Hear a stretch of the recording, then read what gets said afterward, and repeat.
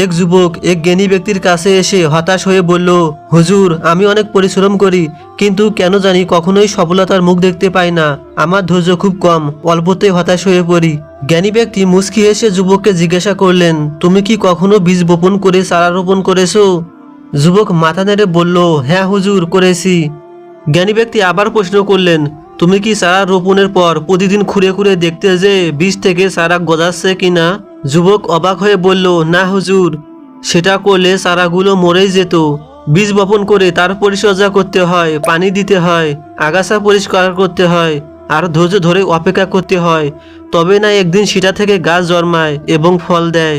জ্ঞানী ব্যক্তি এবার যুবকের দিকে তাকিয়ে বললেন, ঠিক ধরেছো, সফলতাও ঠিক তেমনই। তুমি পরিশ্রমের বীজ বপন করো, কিন্তু প্রতিদিন ফল পাওয়ার জন্য অধৈর্য হয়ে যদি সেগুলোকে খুঁড়ে দেখতে চাও, তবে তা কখনোই সফলতার মুখ দেখবে না। তোমাকে শুধু পরিশ্রম করে যেতে হবে, সঠিক পথে লেগে থাকতে হবে, আর ধৈর্য ধরে পরিচর্যা করতে হবে। সময় মতো অবশ্যই সফলতার ফল পাবে।